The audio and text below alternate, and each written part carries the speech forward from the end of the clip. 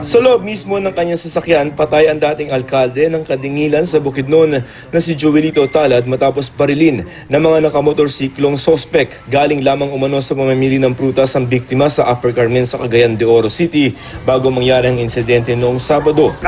Nadunggan ako kanina sa radio is duha nag-angkas. So it means to say nga kung akong analyson, duha nag-angkas. So napay isa nga driver. So tulo sila kabuhok. Pero basig nasayop ko basig duha lang sila kabuhok. Amo na i-check. Ayon sa investigasyon ng pulisya, sa ulo na poruhan ng biktima. Naisugod pa siya sa ospital pero idineklarang dead on arrival.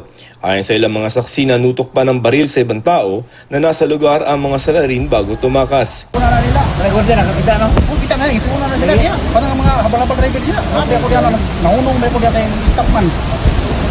Tapman po. Nagsagawanan ng manhunt operation ng pulisya pero hanggang sa ngayon, blanco pa rin sila sa pagkakakilanlan ng mga salarin. Pangatong identification sa motive ani. Isang real estate developer ang biktima at may-ari ng isang construction firm. Tumangging magbigay ng pahayag ang mga kaanak ng biktima. Joseph Morong, GMA News.